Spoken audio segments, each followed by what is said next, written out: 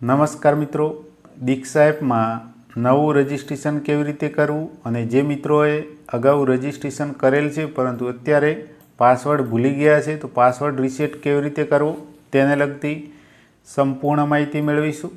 ખાસ યાદ રાખજો, જે મિત્રોએ રજિસ્ટ્રેશન કરેલ છે તેમને નવું રજિસ્ટ્રેશન કરવાની જરૂર નથી। તેમને પાસવર્ડ છે એ ફોરગોટ પાસવર્ડ પર ક્લિક કરીને અહીંયા વિડીયોમાં દર્શાવેલ પ્રોસેસ કરશો એટલે નવો પાસવર્ડ તમે જનરેટ કરી શકશો। તો જે મિત્રોએ અગાઉ રજિસ્ટ્રેશન કરેલ છે તેમને રજિસ્ટ્રેશન કરવાની જરૂર નથી, પરંતુ અત્યાર સુધી જે મિત્રોએ દીક્ષા એપ પર લોગિન થયેલ નથી એટલે કે રજિસ્ટ્રેશન કરેલ નથી તેમને ન્યૂ રજિસ્ટ્રેશન કરવાનું રહેશે। ત્યારબાદ જ ઈમેલ આઈડી અને પાસવર્ડ જે ક્રિએટ કર્યો છે એ એન્ટર કરીને લોગિન થઈ શકશે। તો સૌપ્રથમ જોઈએ ન્યૂ રજિસ્ટ્રેશન કેવી રીતે કરશો। તો અહીંયા રજિસ્ટર હિયર છે તેના ઉપર ક્લિક કરશો, આ પ્રકારનું પેજ ખુલશે।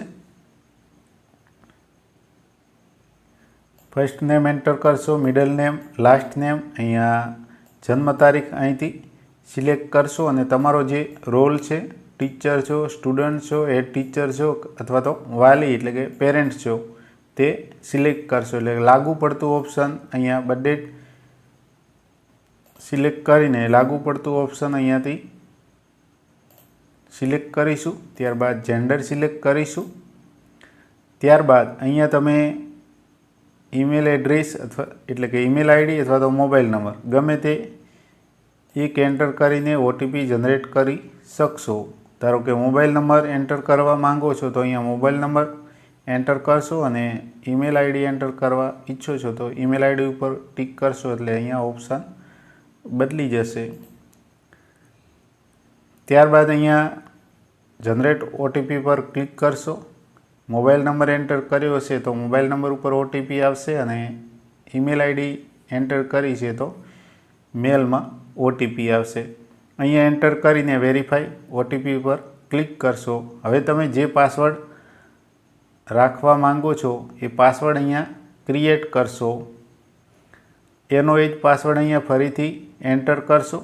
અહીંયા આઈ એગ્રી ટિકમાર્ક બોક્સ છે તેના ઉપર ટિક કરીને અહીંયા કન્ટિન્યુ પર ક્લિક કરશો એટલે તમારો જે આઈડી પાસવર્ડ છે એ ક્રિએટ થઈ જશે। ત્યારબાદ અહીંયા લોગિન પર ક્લિક કરશો એટલે મૂળ પેજ પર તમે આવી જશો। તો આ રીતે તમે દીક્ષા એપ પર ન્યૂ રજિસ્ટ્રેશન કરી શકશો।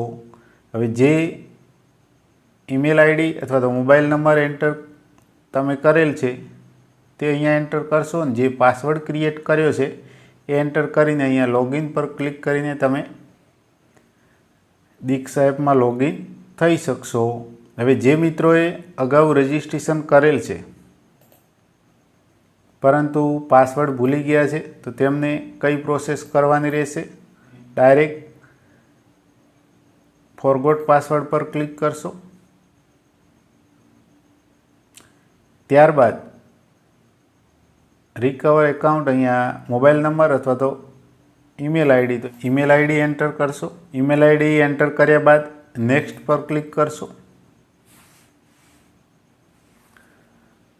હવે તમે ઓટીપી છે મેલ થ્રુ મેળવવા ઈચ્છો છો અથવા તો મોબાઈલ નંબર ઉપર, જે અહીંયા એક ઓપ્શન આવશે અથવા તો બે આવશે। તો જે માધ્યમ થ્રુ તમે ઓટીપી મેળવવા ઈચ્છો છો તે માધ્યમ પર ક્લિક કરશો। ધારો કે હું અહીંયા મોબાઈલ નંબર પર ઓટીપી મેળવવા ઈચ્છું છું તો આ જે નંબર છે તેના પર મને ઓટીપી પ્રાપ્ત થશે તો ગેટ ઓટીપી પર ક્લિક કરીશ। હવે જે ઓટીપી મળશે એ અહીંયા એન્ટર કરવાનો રહેશે। અહીંયા ઓટીપી છે એ ઓટોફિલ પણ કરી શકશો। ત્યારબાદ સબમિટ ઓટીપી પર ક્લિક કરશો। હવે અહીંયા ક્રિએટ ન્યૂ પાસવર્ડ એટલે કે રીસેટ યોર પાસવર્ડ, તમે જે નવો પાસવર્ડ રાખવા ઈચ્છો છો અહીંયા એન્ટર કરશો। 8 આંકડાનો પાસવર્ડ ક્રિએટ કરવાનો રહેશે। એમાં સ્મોલ અને કેપિટલ બંને આલ્ફાબેટનો ઉપયોગ થવો જોઈએ, નંબર પણ આવવા જોઈએ અને સ્પેશિયલ કેરેક્ટર છે વિધાઉટ એની સ્પેસ, એટલે કે કોઈ જગ્યા છોડવાની નથી. એટલે કે તમે ધારો કે તમારું નામ રાખો છો તો જે શરૂઆતનો આલ્ફાબેટ છે એ કેપિટલ રાખશો, બીજા સ્મોલ, @ અને જે નંબર્સ તમે એન્ટર કરવા ઈચ્છો છો એ નંબર એન્ટર કરશો. કુલ 8 આંકડાનો પાસવર્ડ બનવો જોઈએ. એનો એ જ પાસવર્ડ અહીંયા કન્ફર્મ પાસવર્ડ પર એન્ટર કરશો.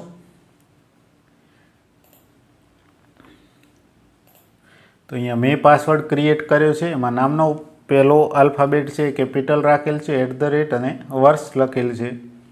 ત્યારબાદ રીસેટ પર ક્લિક કરશો.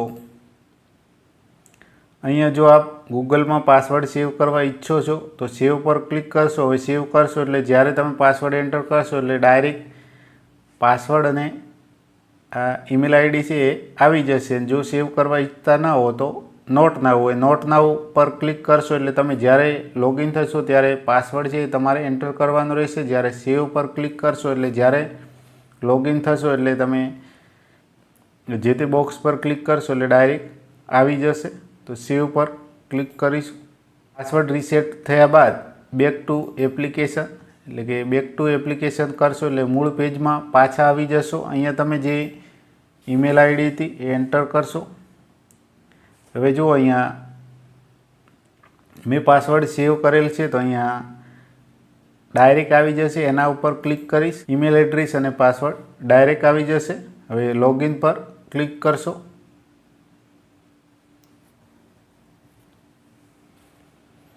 આ રીતે તમે દીક્ષા એપમાં લોગિન થઈ શકશો. હવે કોર્સિસ નામની એપ ડાઉનલોડ, કારણ કે મોટાભાગની તાલીમ હવે એમાં જ લેવાની થાય છે. તો કોર્સિસ એપ ડાઉનલોડ કરવા માટે અહીંયા નીચે આપેલ છે મોબાઈલની જમણી બાજુ નીચે કોર્સિસ, તેના પર ક્લિક કરશો. ઇન્સ્ટોલ ના કરેલી હોય તો પ્લે સ્ટોરમાંથી અહીંયા ઇન્સ્ટોલ દીક્ષા કોર્સિસ એપ ડાઉનલોડ કરશો.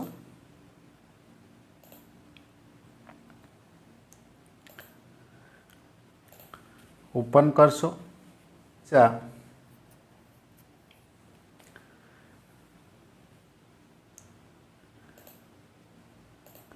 તો આ રીતે તમે દીક્ષા એપમાં લોગિન પણ થઈ શકશો અને પાસવર્ડ ભૂલી ગયા હોય તો આ સેમ પ્રોસેસ મુજબ પાસવર્ડ પણ તમે રીસેટ કરી શકશો. કોર્સમાં કેવી રીતે જોડાવવું તેનો અગાઉ વિડીયો બનાવેલ છે, જેની લિંક નીચે ડિસ્ક્રિપ્શનમાં આપેલ છે. તેના ઉપર ક્લિક કરીને તમે સંપૂર્ણ માહિતી મેળવી શકશો. તો મિત્રો, આશા રાખું કે આ વિડીયો આપને ઉપયોગી બનશે. જો આપ મારી ચેનલ પર નવા હો તો ચેનલને સબસ્ક્રાઈબ કરી વિડીયો શેર કરશો.